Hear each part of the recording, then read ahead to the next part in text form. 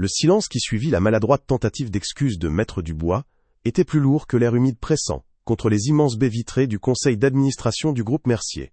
Antoine Mercier, PDG, son visage habituellement impassible tordu par une colère mal contenue, frappa la table polie d'un poing sourd, faisant teinter les verres d'eau cristallins.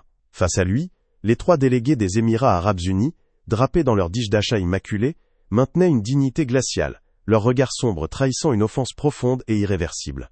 L'odeur persistante du café froid se mêlait à une tension électrique palpable, tandis que les derniers mots du traducteur, une nouvelle tentative ratée de conciliation, résonnaient comme une cacophonie insultante dans l'acoustique parfaite de la pièce. L'accord de plusieurs dizaines de millions d'euros, censé sceller l'avenir de l'entreprise, venait de s'effondrer comme un château de cartes. Le soleil lyonnais, implacable en ce début d'après-midi, se reflétait sur les façades de verre miroitantes de la Part-Dieu, mais à l'intérieur, l'atmosphère était d'une noirceur prémonitoire. Les néons du plafond, habituellement discrets, semblaient scintiller avec une intensité agressive, soulignant les cernes, sous les yeux des cadres subalternes, qui osaient à peine respirer. Les murmures anxieux des employés filtrant des couloirs adjacents, se confondaient avec le bourdonnement persistant de la climatisation, une tentative futile de masquer la tempête qui se préparait. Le parfum discret et coûteux des délégués arabes contrastait avec l'odeur amère de la défaite et de l'urgence qui imprégnait désormais la salle de réunion, une salle autrefois symbole de succès, maintenant témoin d'un désastre imminent. Mercier se leva brusquement, son costume impeccable, semblant pourtant trop serré sous l'effet de sa fureur contenue. « Incompétents, tous autant que vous êtes !» fulmina-t-il, sa voix rauque de frustration, s'adressant au traducteur qui, était succédé ces dernières heures. Il balaya du regard les visages défaits. L'arrogance de l'homme d'affaires impitoyable, transparaissant derrière son désespoir. Ils ont offensé nos invités, encore et encore, avec leurs inepties. 2 équipes déjà licenciées, et voilà le résultat. Un fiasco total. Ses mains s'agitèrent, trahissant un manque de contrôle inhabituel pour cet homme d'acier. Il ne comprenait pas comment une simple phrase pouvait provoquer une telle catastrophe diplomatique. Son esprit cartésien, incapable de saisir les subtilités culturelles. Le chef de la délégation, Cheikh El-Hamad, un homme au trait noble et au regard perçant, posa ses mains sur la table, un geste lent et délibéré, qui résonna comme un arrêt définitif. « Monsieur Mercier, commença-t-il, sa voix calme mais empreinte d'une gravité inébranlable, nous avons parcouru des milliers de kilomètres, non pas pour être insultés, mais pour bâtir un partenariat basé sur le respect mutuel. La dignité de notre peuple n'est pas négociable. » Il se leva, suivi de ses accompagnateurs. Leurs mouvements étaient fluides, presque synchronisés, dégageant une détermination froide. « Nos billets de retour sont confirmés pour demain matin. Nous considérons cette affaire comme close. » L'air de la pièce se figea, chaque mot tombant comme un couperet, marquant la fin de toute négociation. La nouvelle de l'aile, échec imminent, se propageait déjà dans les couloirs comme une traînée de poudre. Des murmures d'inquiétude, de panique à peine voilée, montaient des étages inférieurs, où des centaines d'employés dépendaient de la réussite de cet accord. La perte de ce contrat ne signifiait pas seulement un revers financier pour le groupe Mercier, elle menaçait de précipiter l'entreprise dans une faillite retentissante, emportant avec elle des années de travail acharné, et des centaines d'emplois dans la vibrante métropole lyonnaise.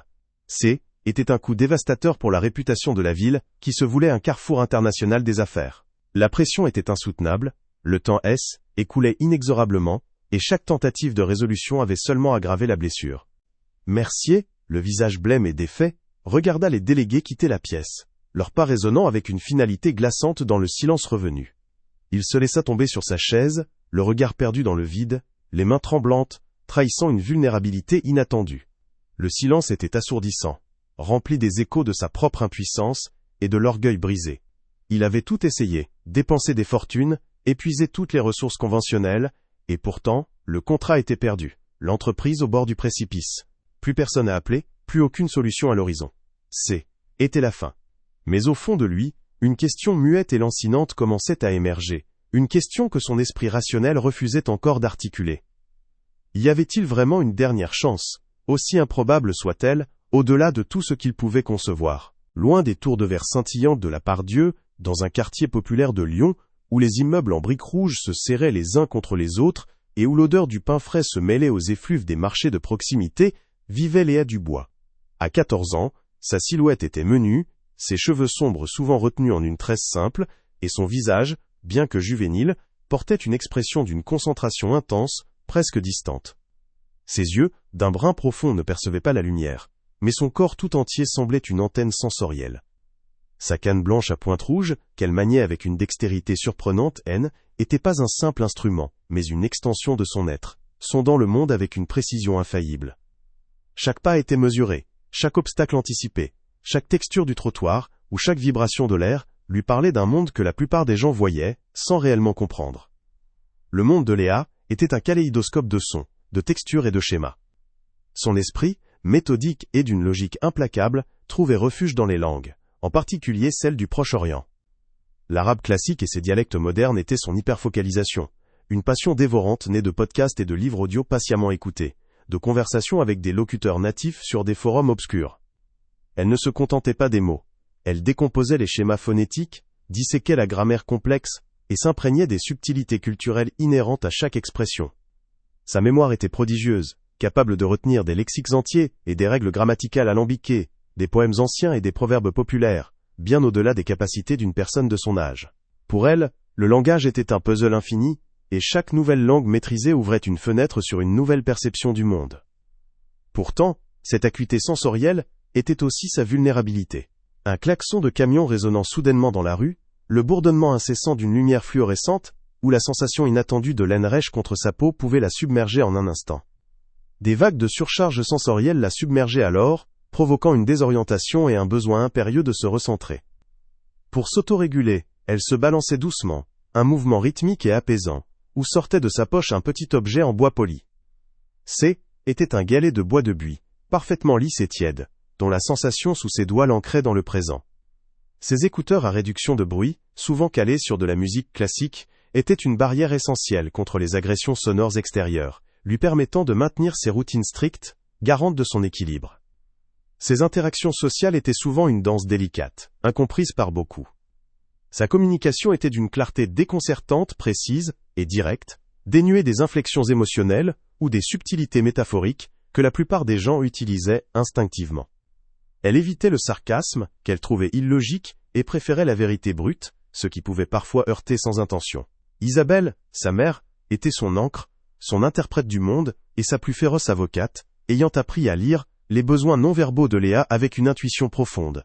Dans le contexte français, où la neurodiversité et les handicaps étaient parfois encore perçus avec une pitié bienveillante plutôt qu'une reconnaissance de potentiel, Léa était souvent sous-estimée, son talent caché derrière la façade de ses différences. Le petit objet en bois poli, un simple galet façonné par la main de son défunt père, était plus qu'un simple artefact. Il était une relique, un talisman, et un outil d'autorégulation indispensable. Sa surface lisse et fraîche, réchauffée par la chaleur de sa paume, offrait une constance tactile réconfortante dans un environnement parfois chaotique et imprévisible. Léa le frottait, le faisait rouler entre ses doigts, sa texture et son poids lui procurant une sensation d'ancrage, un point fixe dans le flux incessant d'informations sensorielles. Était un symbole de son monde intérieur, organisé et structuré, un contrepoint silencieux à la complexité des langues qu'elle maîtrisait et des schémas qu'elle déchiffrait. Il représentait la sécurité, la routine et le lien invisible avec ceux qui la comprenaient vraiment. Pendant que le groupe Mercier s'effondrait sous le poids d'un malentendu culturel, Léa, dans son appartement lyonnais, était plongée dans Gel, étude d'un ancien dialecte yéménite, ses écouteurs filtrant le brouhaha de la ville. Le fracas des négociations ratées, les murmures anxiogènes de faillite qui commençaient à circuler dans les rues, n'atteignaient pas son havre de paix. Pourtant, sans le savoir, son monde intérieur, riche de mots et de sens cachés, était sur le point d'entrer en collision avec la crise du monde extérieur. L'entreprise, au bord du gouffre, cherchait désespérément une solution conventionnelle, ignorante de la jeune prodige, dont le talent singulier, perçu comme une faiblesse par beaucoup, serait bientôt la seule clé pour déverrouiller un avenir incertain. Le sort de centaines d'emplois reposait sur une compréhension qu'elle seule possédait, un pont entre deux mondes que personne n'avait osé imaginer. Isabelle Dubois, les mains plongées dans la pâte à pain qu'elle façonnait avec une dextérité acquise au fil des ans, écoutait les nouvelles locales sur une radio crépitante, les histoires de faillite et de licenciements résonnant avec une anxiété sourde dans le petit appartement. À 40 ans passés, elle portait les marques d'une vie de labeur et de dévouement, son visage fatigué mais ses yeux, d'un bleu profond, reflétant une détermination inébranlable. Sa force venait de Léa, sa fille, sa raison d'être. Chaque jour était une bataille pour assurer à Léa une place dans un monde qui peinait à comprendre ses particularités, une lutte contre les préjugés et l'ignorance. Elle avait appris à naviguer les méandres administratifs et éducatifs français, toujours la première à défendre le potentiel unique de sa fille, une lionne protégeant son petit, avec la résilience typique des mères lyonnaises. Pendant ce temps, dans les hauteurs glaciales du groupe Mercier, Antoine Mercier, le visage cramoisi sous les lumières crues de son bureau, martelait son clavier, chaque frappe un coup de marteau sur la table invisible de son destin.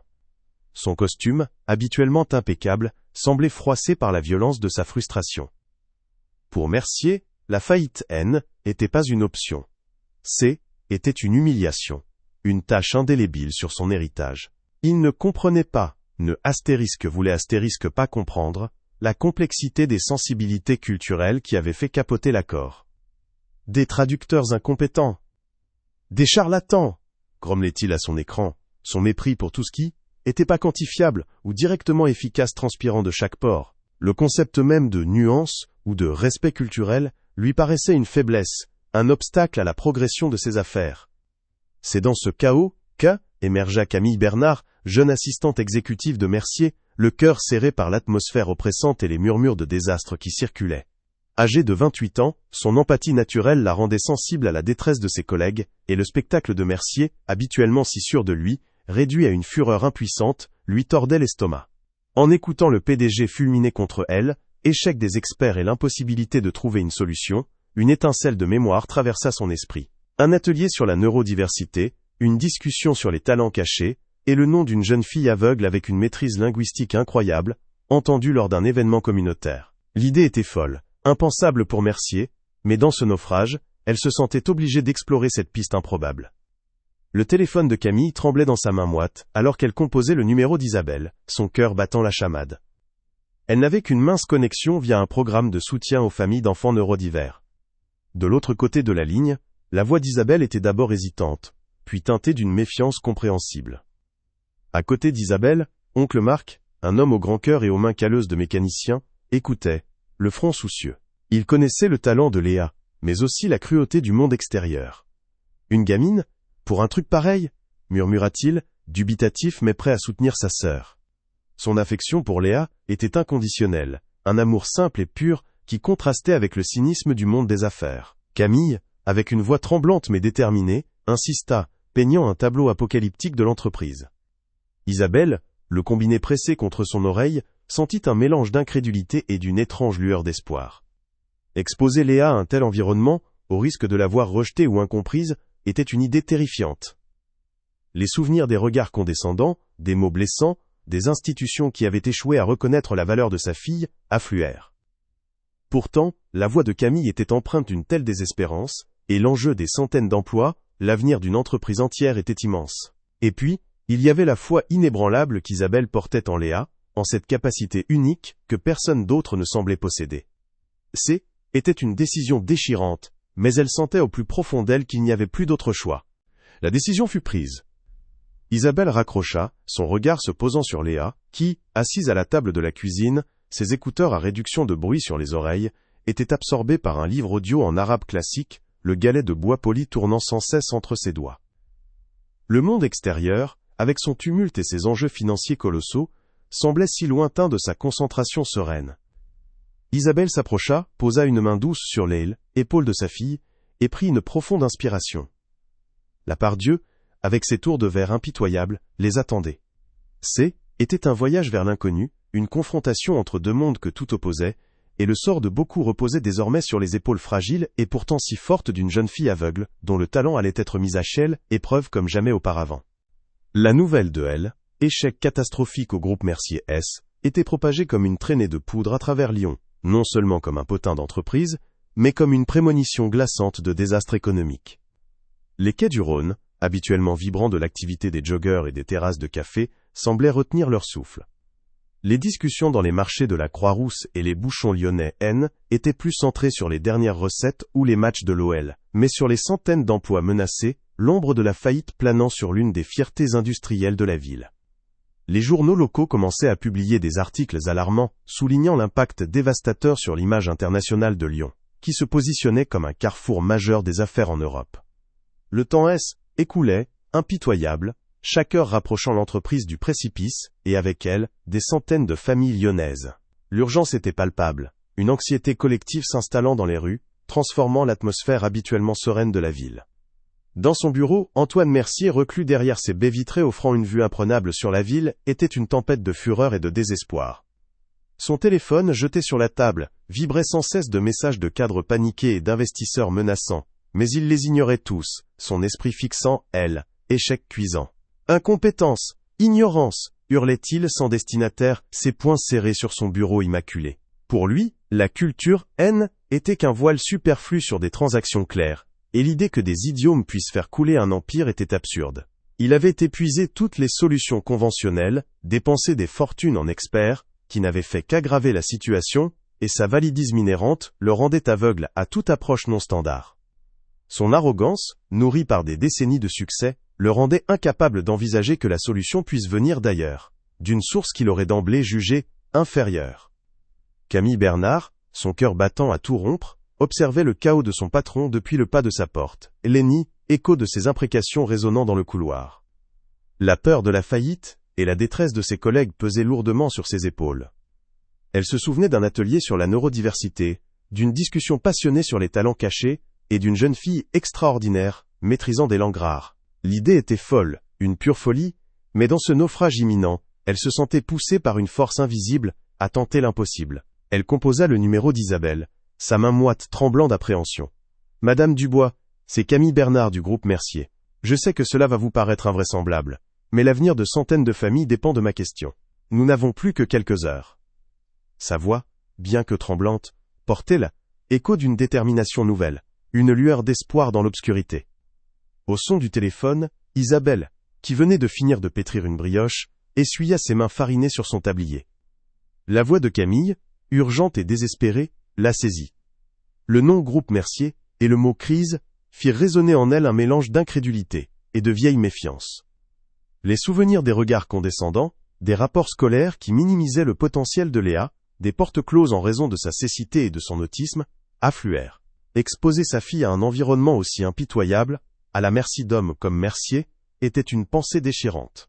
Oncle Marc, assis à la table de la cuisine, buvant son café, fronça les sourcils. « Une gamine ?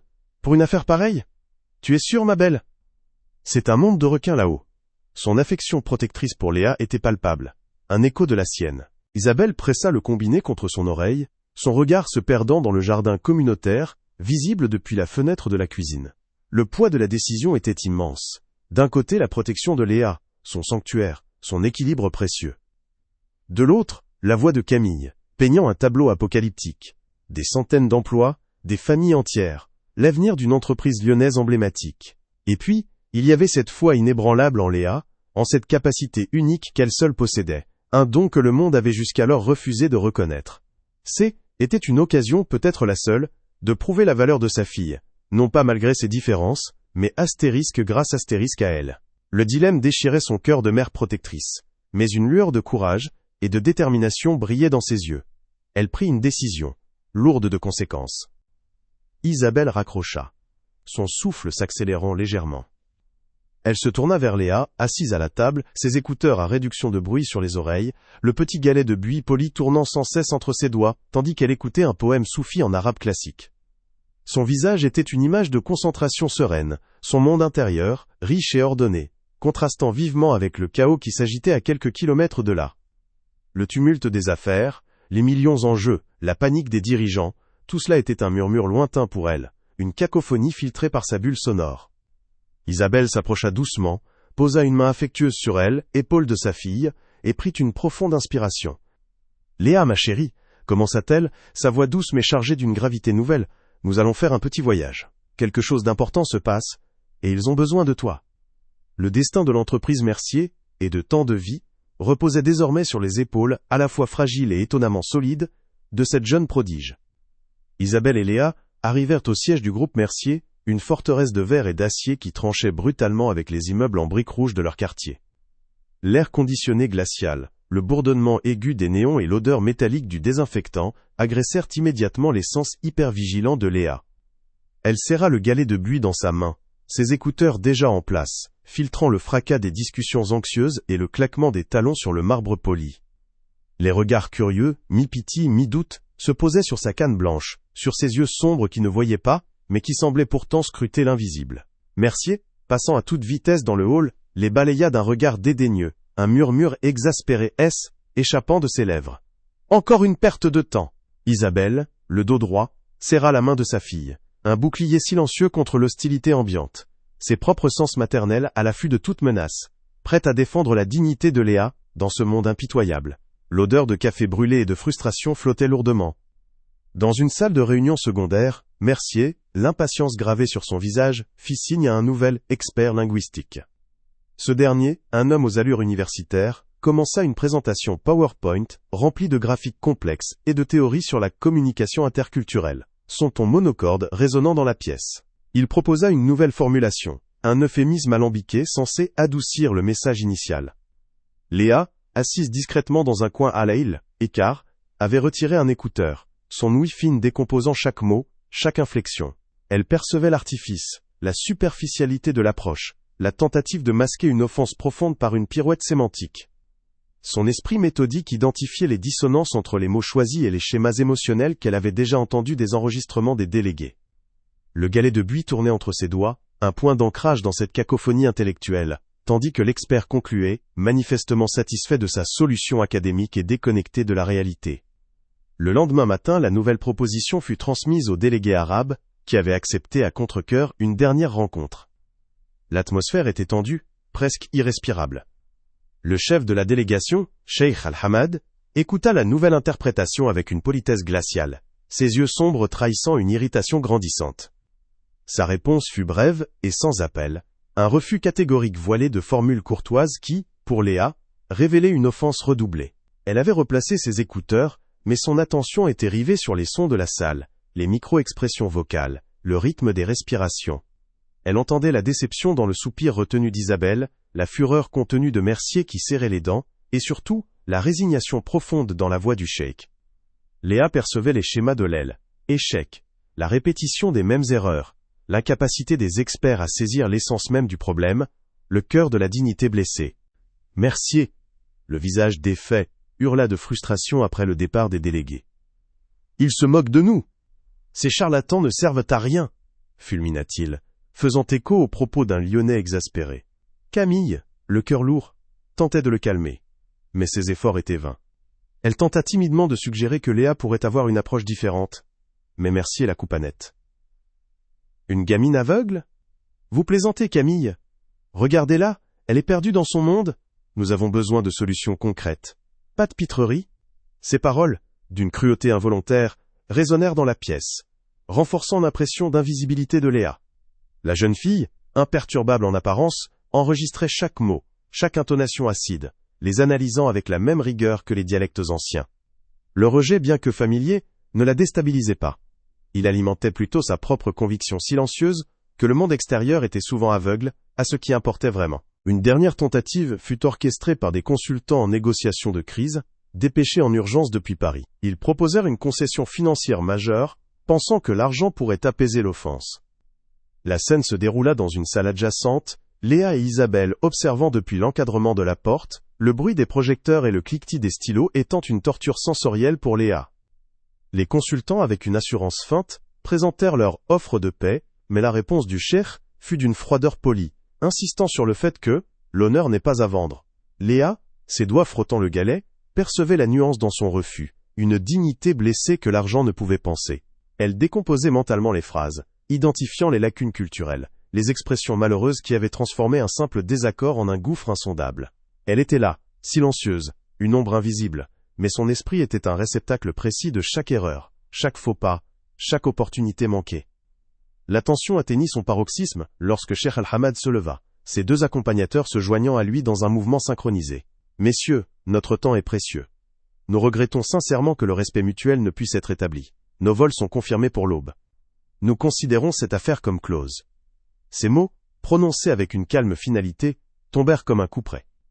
Le silence qui suivit fut assourdissant, rempli du son des espoirs brisés et de la faillite imminente.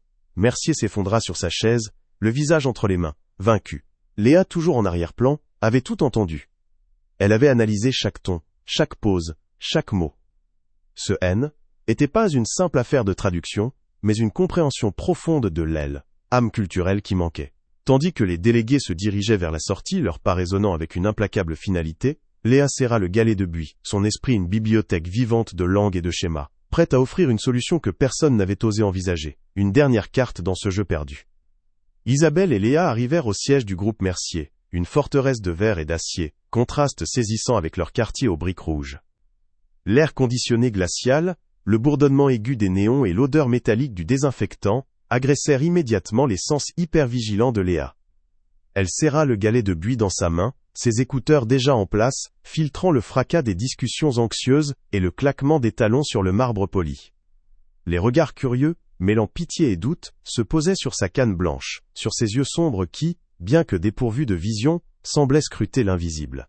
Mercier, passant à toute vitesse dans le hall, les balaya d'un regard dédaigneux, un murmure exaspéré échappant de ses lèvres, encore une perte de temps. Isabelle, le dos droit, serra la main de sa fille, un bouclier silencieux contre l'hostilité ambiante, prête à défendre la dignité de Léa dans ce monde impitoyable et exigeant.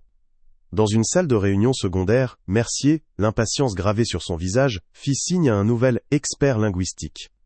Cet homme aux allures universitaires commença une présentation PowerPoint, remplie de graphiques complexes et de théories sur la communication interculturelle, son ton monocorde résonnant dans la pièce. Il proposa une nouvelle formulation. Un euphémisme alambiqué censé adoucir le message initial. Léa, assise discrètement dans un coin, avait retiré un écouteur, son ouïe fine décomposant chaque mot et chaque inflexion. Elle percevait l'artifice, la superficialité de cette approche, la tentative de masquer une offense profonde par une simple pirouette sémantique. Son esprit méthodique identifiait les dissonances entre les mots choisis et les schémas émotionnels qu'elle avait saisis des enregistrements des délégués. Le galet de buis tournait entre ses doigts, son ancrage dans cette cacophonie intellectuelle est déconnecté de la réalité. Le lendemain matin, la nouvelle proposition fut transmise aux délégués arabes, qui avaient accepté, à contre-cœur, une ultime rencontre. L'atmosphère était tendue, presque irrespirable, une anxiété palpable planant sur les visages. Le chef de la délégation, Cheikh Al-Hamad, écouta la nouvelle interprétation avec une politesse glaciale, ses yeux sombres trahissant une irritation grandissante. Sa réponse fut brève et sans appel, un refus catégorique voilé de formules courtoises, qui, pour Léa, révélait une offense redoublée, un affront à leur dignité. Elle avait replacé ses écouteurs, mais son attention restait rivée sur les sons de la salle, les micro-expressions vocales, le rythme des respirations. Elle entendait la déception dans le soupir retenu d'Isabelle, la fureur contenue de Mercier qui serrait les dents, et la résignation profonde, dans la voix du cheikh. Léa percevait les schémas de l'aile, échec, l'incapacité des experts à saisir le cœur de la dignité blessée. Mercier, le visage défait, hurla de frustration après le départ des délégués. « Ils se moquent de nous.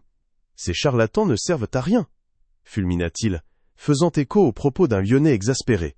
Camille, le cœur lourd, tentait de le calmer, mais ses efforts étaient vains. Elle osa timidement suggérer que Léa pourrait avoir une approche différente, mais Mercier la coupa net. « Une gamine aveugle ? Vous plaisantez, Camille. Regardez-la, elle est perdue dans son monde.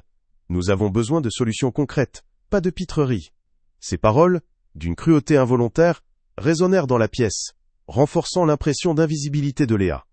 La jeune fille, imperturbable en apparence, enregistrait chaque mot et chaque intonation acide, les analysant avec la même rigueur que les dialectes anciens. Ce rejet, bien que familier, alimentait. Isabelle, le visage déterminé, fit face à Mercier et au cadre médusé. « Si vous voulez que Léa vous aide, il faudra que les conditions soient adaptées. Pas de lumière qui clignote, un silence absolu et une température stable. » Sa voix, ferme malgré la tension, résonnait dans le bureau de Mercier, habituellement sanctuaire de son autorité. Camille, à ses côtés, acquiesça, soulagée que la mère de Léa prenne les devants. Mercier, l'air incrédule, était sur le point de protester. Mais le regard implacable d'Isabelle, digne d'une mère lyonnaise protégeant son enfant, le força au silence. Il ne voyait qu'une perte de temps, mais l'urgence était telle qu'il ne pouvait plus refuser aucune proposition, même la plus absurde à ses yeux. Les employés autour, soulagés d'entrevoir une lueur d'espoir, commençaient déjà à s'activer pour préparer la salle, une ruche improvisée au service d'une cause inattendue. Une salle de conférence fut rapidement transformée. Les néons agressifs furent éteints, remplacés par une lumière tamisée et naturelle filtrant des baies vitrées voilées. La climatisation fut réglée à une température neutre, et des panneaux acoustiques improvisés furent installés pour absorber les bruits du couloir. Camille s'assura que le système audio était de la plus haute qualité, vérifiant chaque câble et chaque paramètre, avec une minutie inattendue, le cœur rempli d'une espérance fragile. Léa, guidée par Isabelle, entra dans cet espace transformé. Elle y sentit immédiatement une différence, une atmosphère moins hostile à ses sens. Elle retira délicatement ses écouteurs à réduction de bruit, le galet de buis, déjà fermement serré dans sa main gauche, prêt à s'immerger dans la tâche ardue qui l'attendait. Son corps, d'abord tendu, commença à se détendre légèrement, s'adaptant à ce nouvel environnement. Léa s'assit à la grande table, non pas au centre, mais légèrement décalée, son propre espace d'écoute. Elle demanda les enregistrements des négociations passées. Le premier fichier commença, remplissant la pièce des voix des délégués et des interprètes précédents. Léa, les yeux clos, ne se contentait pas d'écouter les mots. Son esprit autiste, une machine à détecter les schémas, décomposait chaque phonème, chaque intonation, chaque hésitation, chaque silence. Elle percevait la musique de la langue, les cadences, les rythmes, les subtilités émotionnelles que les traducteurs précédents avaient manquées, focalisées uniquement sur le sens littéral. Le galet de buis roulait entre ses doigts, un métronome silencieux pour son hyperfocalisation, l'ancrant dans le présent, et lui permettant de gérer le flux incessant d'informations auditives. Elle était une antenne vibrante, captant les ondes invisibles des significations culturelles. Mercier, posté à l'entrée de la salle, observait la scène avec une impatience grandissante, tapant du pied nerveusement. « Elle ne fait que écouter, c'est tout ? Nous n'avons pas le temps pour ces enfantillages !» grommela-t-il à Camille, son ton exaspéré résonnant dans le silence fragile. Isabelle, sans détourner le regard de sa fille, répondit d'une voix calme mais ferme. « Elle ne fait pas que écouter, monsieur Mercier. Elle astérisque comprend astérisque. » Léa, imperturbable, avait déjà relancé un passage, son visage marqué par une concentration intense. Elle entendait les mots, certes, mais elle percevait surtout les dissonances, les ruptures de rythme, les phrases qui, bien que grammaticalement correctes, sonnaient faux à son oreille imprégnée de la culture arabe. Le problème n'était pas une erreur de traduction, mais un abîme de compréhension culturelle. Soudain, Léa tendit la main, ses doigts fins s'arrêtant sur une section de l'enregistrement. « Là, dit-elle, sa voix claire et précise, c'est ce mot. Cette expression idiomatique. Elle a été traduite littéralement, mais son sens profond, dans ce contexte, est une offense directe à l'honneur. C'est un proverbe que l'on utilise pour dénigrer la lignée d'une personne. » Un murmure de surprise parcourut la salle. Isabelle échangea un regard fier avec Camille, qui sentit une lueur d'espoir grandir en elle. Mais au même instant, un technicien maladroit fit tomber un lourd dossier, provoquant un claquement assourdissant. Le bruit, amplifié par la concentration intense de Léa, fut comme un coup de tonnerre. Ses mains se mirent à trembler, le galet de buis lui échappa, et elle se balança légèrement d'avant en arrière, submergée. Isabelle fut instantanément à ses côtés, posant une main rassurante sur son épaule, et lui rendit le galet de buis. « Ça va aller, ma chérie. Concentre-toi sur le galet. » Léa, les yeux toujours clos, frotta le bois lisse, son mouvement de balancier devenant plus régulier. Une stratégie d'autorégulation instinctive. Le moment de panique s'estompa, remplacé par une détermination renouvelée. « Le problème est plus profond que les mots, » reprit-elle, sa voix retrouvant sa clarté. « C'est une question de adab, de akhlaq, de savoir-vivre et de moralité. » Ils n'ont pas senti le respect. Sa perception unique avait percé le voile des apparences, révélant le cœur du malentendu. Le destin du groupe Mercier, et de centaines de vies, dépendait désormais de sa capacité à reconstruire ce pont invisible, à traduire non pas seulement des mots, mais des âmes. Léa, le galet de buis fermement ancré dans sa paume, replongea dans les enregistrements, ses écouteurs à réduction de bruit à nouveau sur ses oreilles, créant une bulle sonore presque parfaite. Son esprit, une tapisserie complexe de schémas et de logique, s'attelait à la tâche avec une intensité palpable. Elle ne cherchait pas simplement une traduction, mais une résonance, une harmonie entre les mots et elle, âme culturelle. Chaque phonème arabe était décortiqué, chaque intonation analysée, chaque silence pesé. La musique classique, douce et mélodieuse, qu'elle laissait parfois filtrer, offrait un contrepoint apaisant à la cacophonie des malentendus. Elle sentait le poids de l'enjeu, non pas comme une pression extérieure, mais comme un puzzle complexe qu'elle était déterminée à résoudre. Le monde extérieur, avec ses tours de verre et son PDG exaspéré, s'effaçait, laissant place à la seule vérité des langues.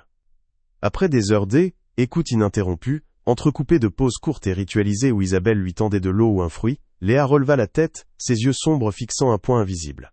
« Il n'y a pas qu'un mot, » déclara-t-elle, sa voix claire et sans fioriture. « Il y a plusieurs ruptures dans la chaîne de respect. » Ici, désigna-t-elle en pointant un passage, l'interprète a utilisé un terme qui, bien que littéralement correct, est considéré comme familier, et irrévérencieux pour des invités de ce rang, surtout dans un contexte de négociation. C'est une question de muroua, moins de virilité et de courtoisie. Camille, le souffle coupé, sentit un frisson d'espoir. Mercier, posté à la porte, haussa un sourcil, son incrédulité se mêlant à une pointe de curiosité forcée. Il ne comprenait pas, mais le son de la voix de Léa avait une autorité étrange. L'impatience de Mercier, cependant, ne tarda pas à ressurgir. Il s'avança brusquement dans la pièce, son pas lourd résonnant sur le parquet. « Et alors, mademoiselle, nous n'avons pas le luxe de décortiquer des virilités ou des courtoisies. Il nous faut une phrase, un mot, quelque chose de concret. Le temps est compté. » Son ton était tranchant, sa frustration palpable, et il balaya du regard le galet de buis de Léa avec un dédain manifeste. Isabelle, sentant la tension monter, se plaça immédiatement entre sa fille et le PDG. « Monsieur Mercier, sa méthode est peut-être peu conventionnelle, mais elle est la seule à avoir identifié le problème. La subtilité est la clé, et elle ne se précipite pas. Le respect ne s'achète pas avec une traduction hâtive. » Le duel de regard entre la mère protectrice et le magnat impitoyable se figea dans l'air. Léa, imperturbable malgré l'interruption, continua, son esprit déjà ailleurs. « Il y a aussi ce silence, dit-elle, désignant un autre passage sur l'enregistrement. Après la proposition de M. Mercier, la délégation a marqué une pause. Ce n'est pas un signe de considération, mais de gêne. L'absence d'une formule de politesse, d'une « Bismillah » ou d'une « Inch'Allah » appropriée, a été perçue comme un manque de bienséance. Ils attendaient une reconnaissance de leur position, une forme de « adab » qui n'est pas venue. C'est une accumulation de ces petites offenses qui a créé le fossé, pas un unique faux pas. La traduction littérale a créé un abîme culturel, pas un pont. La complexité du problème se révélait, plus profonde que Mercier ne l'aurait jamais imaginé. La tâche était colossale, et même pour Léa, la surcharge cognitive commençait à se faire sentir. Le bourdonnement résiduel de la climatisation, le grincement lointain d'une chaise, le parfum trop fort du café de Camille, tout s'amplifiait. Elle se balança doucement, ses doigts frottant le galet de buis avec plus d'intensité, cherchant à se recentrer. Isabelle, attentive, posa une main sur son épaule, un contact discret mais réconfortant.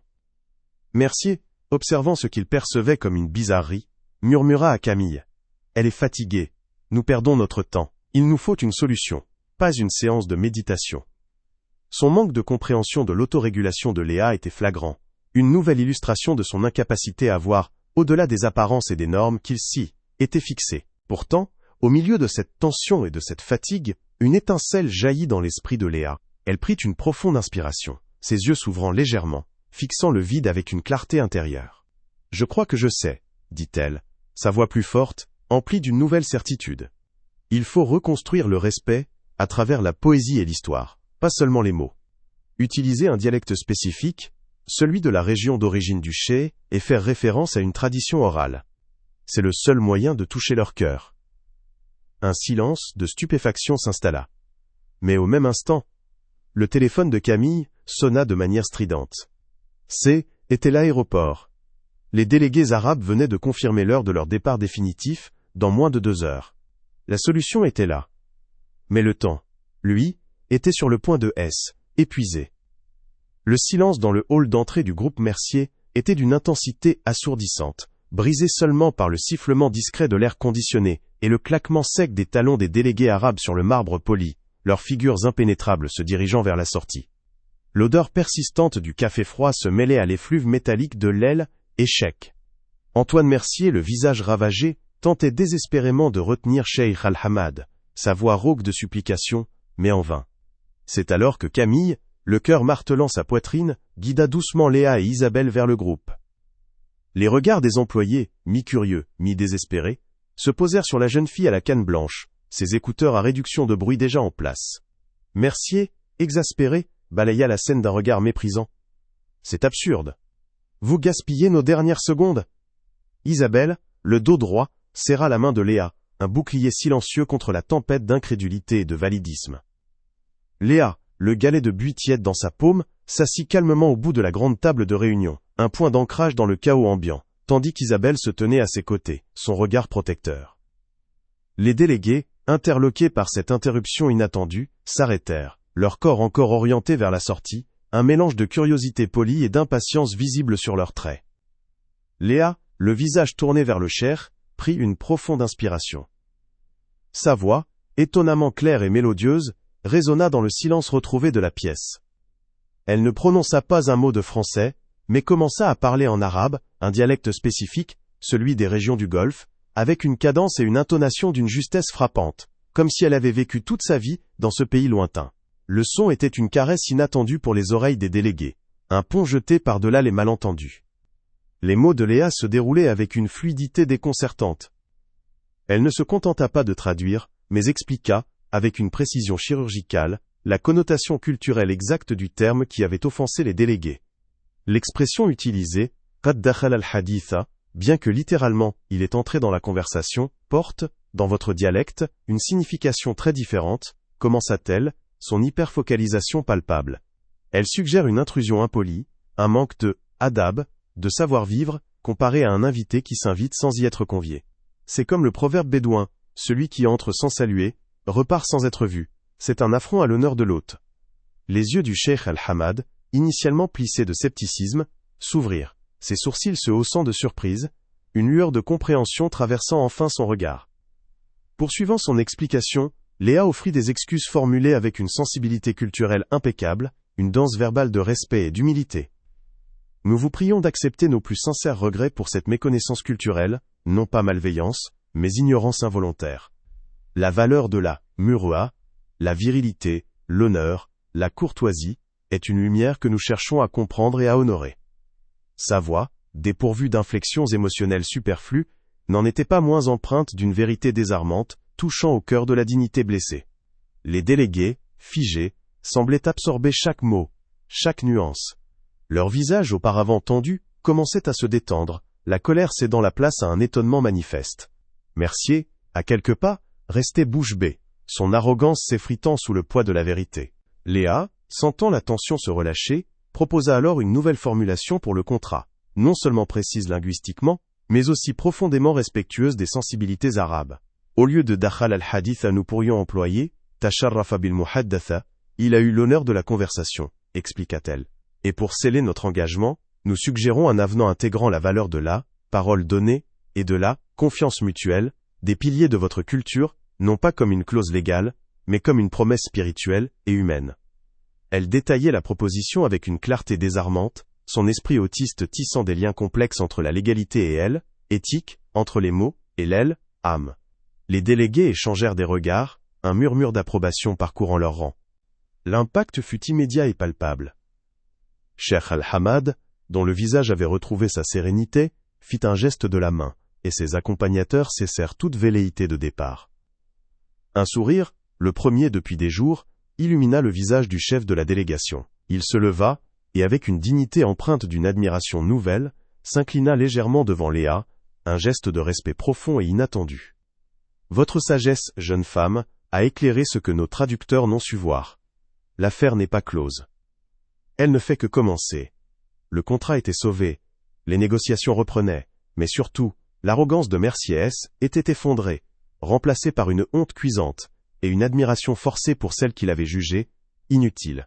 Le silence qui suivit haine était plus celui de elle, échec, mais celui d'une promesse, celle d'un monde, qui venait de s'ouvrir aux talents insoupçonnés. Léa, d'une voix qui, malgré sa jeunesse, portait, elle, écho d'une sagesse ancestrale, acheva sa proposition. Elle avait non seulement rectifié l'offense linguistique avec une précision d'orfèvre, mais avait aussi tissé un nouveau canevas de respect, intégrant des valeurs de parole donnée et de confiance mutuelle, des piliers fondamentaux de la culture arabe, non pas comme de simples clauses contractuelles, mais comme des engagements moraux. L'impact fut immédiat, palpable, comme si une tension insoutenable venait d'être coupée net. Les délégués, qui se tenaient prêts à quitter la pièce, leurs valises presque scellées par le désespoir, échangèrent des regards. Leurs visages, jusque-là figés dans une expression de dignité offensée, commencèrent à se détendre, une lueur, d'étonnement et d'espoir inattendu traversant leurs yeux sombres. Le silence, qui auparavant était lourd de fatalité, se transforma en une attente respectueuse, remplie d'une promesse inespérée. Cheikh Al-Hamad, le chef de la délégation, initialement le plus stoïque, fut le premier à réagir. Son visage, que l'on avait cru impénétrable, mensik, éclaira d'un sourire lent et authentique, le premier depuis des jours, qui irradiait une chaleur inattendue. Ce N n'était pas un sourire de simple politesse, mais celui d'une reconnaissance profonde, d'un honneur retrouvé. Il fit un geste de la main, et ses accompagnateurs, comme un seul homme, cessèrent toute velléité de départ. Leurs mouvements, auparavant empreints d'une froide détermination, se firent plus souples, leur posture se relaxant visiblement. La salle, qui quelques instants plus tôt était un théâtre de la déroute, devint le lieu d'une renaissance diplomatique, une atmosphère de soulagement, se propageant comme une brise bienvenue, balayant les vestiges de la tension. Antoine Mercier, pétrifié, observait la scène depuis son coin de la pièce, son visage, d'abord ravagé par la honte et le désespoir, se transformant lentement en une expression de stupéfaction pure. Ses yeux, habituellement perçants et dominateurs, étaient écarquillés d'incrédulité. Il avait jugé Léa, l'avait méprisée, et cette gamine aveugle, qu'il considérait comme une perte de temps, venait de réaliser l'impossible, de sauver son empire de la faillite. Les mots se bousculaient dans sa gorge, mais aucun ne parvenait à sortir. Le contrat, qu'il pensait irrémédiablement perdu, revenait à la vie, non pas par sa force ou son autorité, mais par la sagesse et la sensibilité d'une jeune fille qu'il n'avait pas daigné regarder. Était une humiliation personnelle, mais aussi une révélation fracassante, une remise en question brutale de toutes ses certitudes. Isabelle, à côté de Léa, sentit une vague d'un soulagement immense l'envahir. Ses mains, auparavant serrées à blanc par l'angoisse, se détendirent. Un sourire de fierté, mêlé de larmes silencieuses, illumina son visage fatigué. Elle posa une main tremblante sur l'aile, épaule de sa fille, un geste de reconnaissance et d'amour inconditionnel. Camille, debout derrière Mercier, les larmes aux yeux, sentit ses propres doutes s'envoler. Sa foi en Léa, en cette idée folle, avait été validée de la manière la plus spectaculaire. Elle échangea un regard complice avec Isabelle, un lien de solidarité féminine se tissant dans cette salle d'hommes d'affaires. La victoire N n'était pas seulement celle du groupe Mercier, mais celle de la reconnaissance d'un potentiel longtemps ignoré, une revanche silencieuse sur les préjugés et l'ignorance. Cheikh El-Hamad se leva, son mouvement empreint d'une dignité renouvelée, et s'approcha de Léa. Avec un geste lent et solennel, il s'inclina légèrement devant elle, un signe de respect profond et sincère, bien au-delà des protocoles habituels. Votre sagesse, jeune femme, a éclairé ce que nos traducteurs n'ont su voir. Vous avez parlé à nos cœurs, non seulement à nos esprits. L'affaire n'est pas close. Elle ne fait que commencer. Ces paroles, prononcées avec une gravité douce en arabe, furent traduites à voix basse par l'un de ses accompagnateurs pour les cadres français, qui les écoutèrent avec une déférence nouvelle. Le contrat était sauvé. Les négociations, interrompues si brutalement, reprenaient sur un ton radicalement différent, empreint d'une cordialité inattendue, un pont invisible ayant été enfin jeté entre deux mondes. Mercier, le visage rouge de honte, fut contraint de s'incliner à son tour, non pas devant Léa directement, mais devant la force de la situation. Son arrogance était effondrée, remplacée par une admiration forcée, teintée d'une humiliation cuisante. La personne qu'il avait déconsidérée comme aveugle et inutile était la seule à avoir pu voir la vérité, à déchiffrer les nuances culturelles et à sauver son entreprise d'une catastrophe certaine. Le silence qui suivit N était plus celui de L, échec retentissant, mais celui d'une promesse inattendue, celle d'un monde qui venait de s'ouvrir aux talents insoupçonnés, et d'un PDG qui, malgré lui, avait été forcé de regarder au-delà de ses propres préjugés. La crise immédiate était résolue, mais les répercussions de cette rencontre allaient bien au-delà des murs de cette salle de réunion. Le silence, qui avait succédé aux paroles de Léa, était désormais rempli d'une admiration palpable. Les délégués arabes, leurs visages empreints d'une solennité nouvelle, se tournèrent vers la jeune fille, leurs regards sombres reflétant une reconnaissance profonde. Cheikh El-Hamad, dont le sourire était élargi, fit un pas en avant, ses mains s'ouvrant dans un geste d'approbation sincère. Les employés du groupe Mercier, témoins de cette scène incroyable, commencèrent à murmurer, leur visage passant de l'anxiété à un soulagement teinté de stupéfaction. Camille, les larmes aux yeux, sentit une vague de fierté l'envahir, tandis qu'Isabelle, le cœur gonflé d'amour, serrait doucement la main de sa fille. Antoine Mercier, quant à lui, restait figé, son esprit luttant contre l'aile, évidence. La honte cuisante de son arrogance passée se heurtait à la clarté éclatante de son erreur, une bataille silencieuse se déroulant sur son visage blême. Le contraste entre son mépris initial et la sagesse de Léa était criant. Puis, comme un barrage qui cède, le silence explosa en un tonnerre d'applaudissements. Les employés, les cadres, même les techniciens qui avaient été témoins de la scène, se levèrent pour ovationner Léa. Le son était assourdissant, une cacophonie de joie et de soulagement, qui aurait pu submerger Léa si elle n'avait pas déjà replacé ses écouteurs, filtrant l'excès de stimuli, tout en sentant la vibration du sol. Mercier, le visage toujours marqué par un mélange de stupeur et d'embarras, fut contraint de se joindre à cette ovation. Il s'avança vers Léa, ses pas lourds et hésitants, et, avec une raideur qui trahissait son orgueil blessé, lui tendit la main. « Mademoiselle Dubois, commença-t-il, sa voix étonnamment basse et rocailleuse, vous avez sauvé cette entreprise. Nous vous sommes redevables. » Cesse était une admission forcée, mais une admission tout de même, marquant un tournant brutal dans sa perception de la jeune fille et de ses propres préjugés. Quelques instants plus tard, dans le bureau de Mercier, l'atmosphère était encore chargée, mais d'une tension différente, celle de l'anticipation. Le PDG, assis à son immense bureau, fixait Léa et Isabelle avec un regard nouveau, mêlé de respect forcé et d'une curiosité inattendue. « Mademoiselle Dubois, reprit-il, sa voix reprenant un peu de son assurance habituelle, mais avec une humilité inédite, votre talent est exceptionnel. Le groupe Mercier souhaite vous offrir une bourse d'études complètes pour elle, établissement de votre choix, partout dans le monde. De plus, nous créerons un fonds pour soutenir votre développement linguistique et nous aimerions vous proposer un rôle de consultante honoraire pour toutes nos futures négociations internationales. » Il marquait une pause, son regard se posant sur Isabelle, puis sur Camille, qui hochait la tête avec un sourire encourageant. Mercier, l'homme d'affaires impitoyable, était contraint de reconnaître un potentiel qu'il avait si violemment rejeté.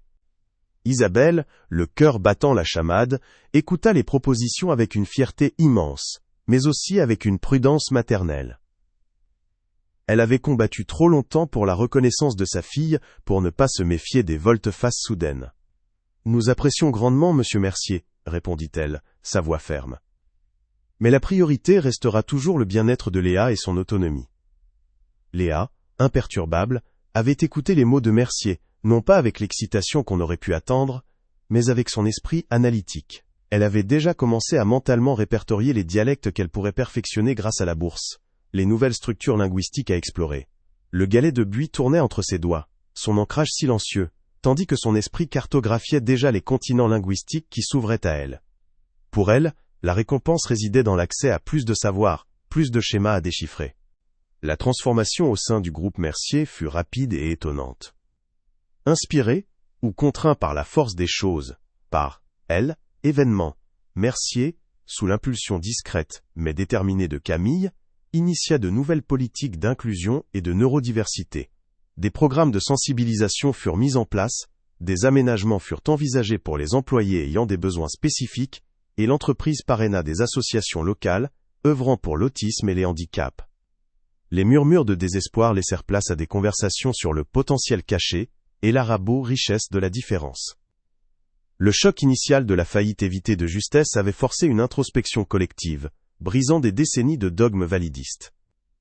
Le siège de la Part-Dieu, autrefois symbole d'une efficacité froide, commençait à s'ouvrir à une nouvelle humanité, une leçon apprise de la manière la plus inattendue. La nouvelle de la jeune prodige aveugle qui avait sauvé une affaire de millions se répandit comme une traînée de poudre dans toute la métropole lyonnaise. Les journaux locaux, puis nationaux, s'emparèrent de l'histoire, transformant Léa en un symbole inattendu d'ingéniosité et de résilience.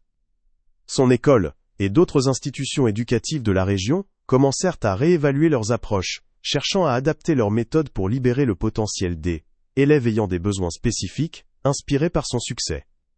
Léa, malgré elle, devint une icône, prouvant que la véritable capacité ne se conformait pas à une seule forme. Le message était clair. La neurodiversité n'était pas une limitation, mais une source inépuisable de talents uniques. Lyon, la ville des Lumières, venait d'ouvrir les yeux sur une nouvelle aube de reconnaissance, promettant un avenir où les différences seraient célébrées comme des forces. Loin des tours de verre lyonnaises, mais toujours connectée par un fil invisible de gratitude, Léa Dubois, désormais âgée de 16 ans, était plongée dans l'étude des hiéroglyphes égyptiens anciens, son hyperfocalisation ayant trouvé un nouveau terrain de jeu grâce à la bourse Mercier. Assise dans la bibliothèque feutrée de l'Institut du monde arabe à Paris, une institution prestigieuse que la bourse lui avait ouverte, elle frottait le galet de buis poli entre ses doigts, une constante rassurante au milieu des parfums de vieux papier et d'encre. Ses écouteurs, plus sophistiqués, filtraient les murmures studieux, lui permettant de déchiffrer les schémas complexes des textes antiques, chaque symbole étant un puzzle fascinant pour son esprit méthodique. Elle percevait le monde à travers les récits gravés dans la pierre, les voix des pharaons résonnant dans son esprit comme des mélodies lointaines. Cette nouvelle autonomie, loin de l'agitation des affaires, était une liberté qu'elle chérissait, un espace où son talent pouvait s'épanouir sans contrainte, prouvant que la vraie richesse résidait dans la quête insatiable de la connaissance. Isabelle Dubois, les rides d'inquiétude autour de ses yeux adoucis par un sourire fréquent, observait sa fille à travers l'objectif de son smartphone, une fierté incommensurable gonflant sa poitrine. Le petit appartement lyonnais, autrefois théâtre de ces luttes silencieuses, résonnait désormais d'une paix nouvelle, comme si le poids du monde était allégé. Oncle Marc, toujours présent, avait troqué son scepticisme initial contre une admiration sincère, ses mains calleuses tapotant souvent l'aile, épaule d'Isabelle avec une tendresse renouvelée. Les dîners de famille, autrefois teintés d'une anxiété sous-jacente quant à l'avenir de Léa, étaient maintenant des moments de joie simple, de partage et de projet. Isabelle avait même repris ses cours de poterie, redécouvrant des passions longtemps mises de côté. La résilience de cette mère lyonnaise, forgée dans l'adversité, avait trouvé sa récompense, non pas dans la richesse matérielle, mais dans la reconnaissance, et l'épanouissement de son enfant, un amour inconditionnel qui avait finalement triomphé des préjugés. Au groupe Mercier, les changements étaient palpables, étendant bien au-delà des salles de réunion. Antoine Mercier, bien que toujours l'homme d'affaires affûté, portait désormais une humilité inédite, ses décisions empreintes d'une nouvelle conscience sociale. Sous l'impulsion de Camille Bernard, promue directrice des ressources humaines pour son rôle crucial, l'entreprise avait initié un vaste programme d'inclusion. Des rampes d'accès avaient été installées, des outils technologiques adaptés pour les employés neurodiverses déployés, et des ateliers de sensibilisation aux handicaps et à l'autisme étaient devenus monnaie courante, transformant la culture d'entreprise. Les néons agressifs avaient été remplacés par des lumières plus douces, et des espaces calmes avaient été aménagés pour ceux qui avaient des sensibilités sensorielles. Le siège de la Part-Dieu, autrefois symbole d'une efficacité glaciale, irradiait désormais une chaleur humaine inattendue, un témoignage silencieux que même les plus rigides des esprits pouvaient s'ouvrir à la richesse de la différence, inspirés par une jeune fille qu'ils avaient d'abord jugée inutile. L'histoire de Léa, la jeune prodige lyonnaise qui avait sauvé le groupe Mercier, était devenue une légende urbaine, résonnant dans les écoles, les cafés et les associations de la métropole. Les médias locaux et nationaux continuaient de relater son parcours, transformant son nom en un symbole puissant de résilience et d'ingéniosité. Inspirés par son exemple, de nombreux établissements scolaires à Lyon et au-delà avaient commencé à réévaluer leurs programmes, cherchant des approches plus adaptées pour libérer le potentiel des élèves neurodiverses. Des subventions pour des projets d'inclusion et des partenariats avec des associations de soutien à l'autisme étaient multipliés, créant un écosystème plus bienveillant.